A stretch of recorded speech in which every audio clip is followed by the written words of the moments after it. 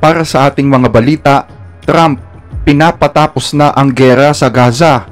Matatandaan na bago pa maganap ang bilangan ng boto sa US, sinabi na noon ni President-elect Donald Trump na nais niyang matapos na ang giyera sa Gaza. Iyan ang sinabi ng dalawang source sa pahayagang Times of Israel noong nakaraang linggo. Unang naiparating ang mensahe ni Trump noong mag-host ang President-elect sa pagbisita ng punong ministro ng Israel sa Mar-a-Lago Resort sa Florida, USA noong Hulyo. Kumpirma pa ng dalawang source na isang dating opisyal sa administrasyon ni Trump, habang ang isa naman ay opisyal ngayon sa Israel. Bagaman nais ni Trump na manalo sa giyera ang Israel sa lalong mabilis na panahon, kinumpirma din nila na binigyan ng deadline si Netanyahu upang tapusin na ang giyerang ito. Nais ni Trump na magkaroon ng pagpapalaya ng mga hostage sa araw mismo ng kanyang pre-inauguration celebration victory ng kanyang pagkapanalo. Pero sinabi rin ng mga source na susuportahan pa rin ng US ang iba pang aktibidad ng IDF sa Gaza basta't mayroon ng opisyal na pagtatapos ng giyera. Hahayaan ni Trump ang Israel na magdesisyon para sa sarili nito. Gayunman, sinabi rin niya na magbabayad ng mahal ang sinumang may hawak sa mga hostages kung sakaling hindi nila pakakawalan ang mga bihag bago siya umupo sa White House sa January 20 ng susunod na taon. In the entire world, I tell you this, we want our hostages back, and they better be back before I assume office, or you will be paying a very big price. Kaugnay nito, sinabi naman noon ng Israel na sila ang magpapanatili ng kontrol at seguridad sa Gaza kahit matapos pa ang giyera para umano mamonitor kung sakali na muli pang mag-oorganisa ang grupong Hamas.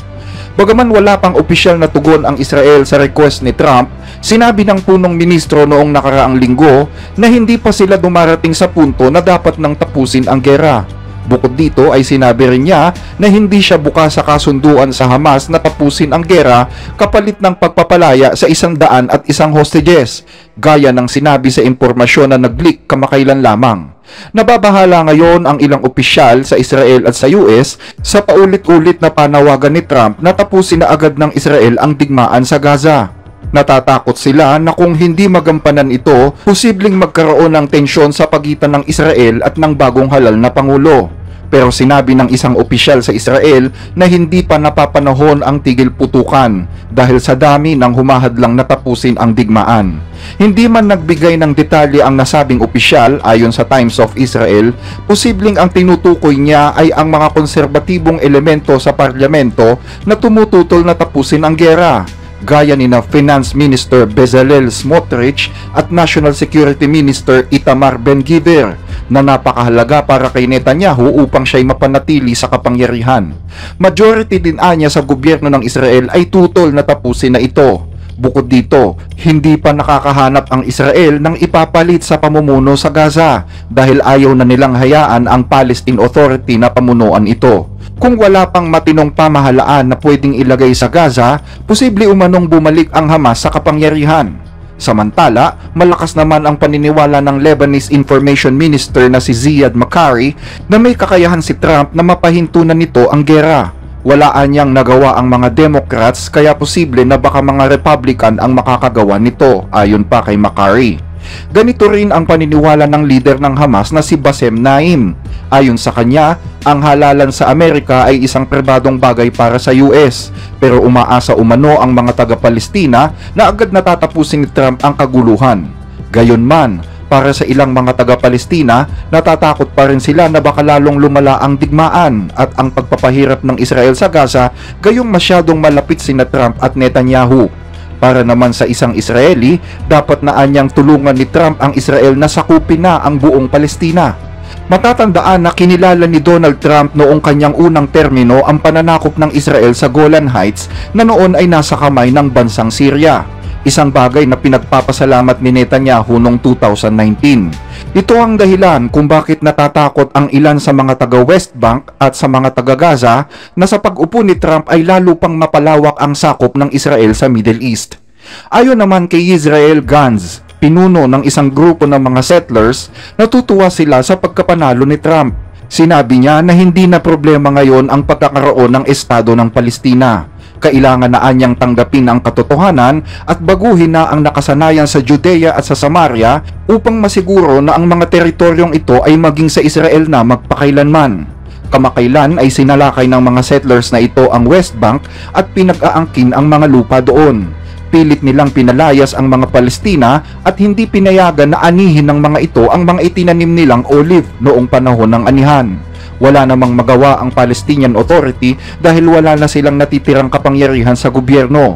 Technically, ang buong West Bank ay hawak na ngayon ng Israel bagaman wala pang opisyal na deklarasyon. Sa kabilang banda, wala na ring pag-asang nararamdaman pa ang mga Palestina. Sa halip ay naniniwala sila na lalo pang palalakasin ni Trump ang kapangyarihan ni Netanyahu.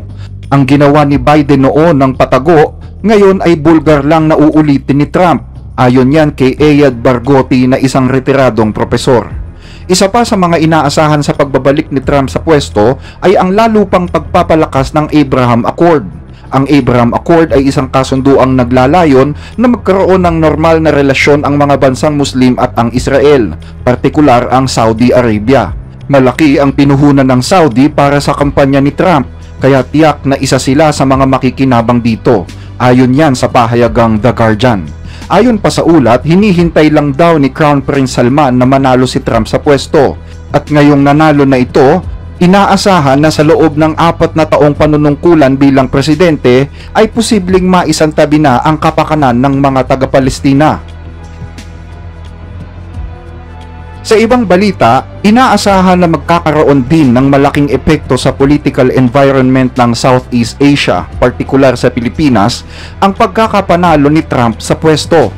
Bagaman sinabi kahapon ni US Ambassador to the Philippines Mary Kay Carlson na mananatiling ironclad ang relasyon ng US at ng Pilipinas kahit sino man ang manalong presidente doon, naniniwala pa rin ang ilang mga analyst na ito ay salita lamang, lalo na ngayong si Trump ang nanalo. Ganyan ang paniniwala ni Mike Chinoy, isang non-resident fellow for 21st Century China Institute sa University of California, San Diego at dating CNN correspondent for Southeast Asia. Ayon kay Chinoy, hindi tutulong si Trump kung sakali man na pumutok ang gera sa pagitan ng China at Taiwan o ng China at Pilipinas nang walang mahihitang kapalit para sa US. Trump isn't interested in alliances. He's an isolationist. It's America first above all. And so I think, for example, in Asia, whatever the American ambassador may say about in the Philippines about how there's strong bipartisan support for maintaining the alliance with the Philippines, the reality is that Donald Trump is a transactional figure who doesn't care about alliances. He's attracted to strongmen like North Korea's Kim Jong-un and Russia's Vladimir Putin and China's Xi Jinping. I don't think he will lift a finger to defend the Philippines or defend Taiwan unless he sees it as in his political interest. There's no sense of democracies with shared values banding together to protect themselves against the threats from authoritarian states.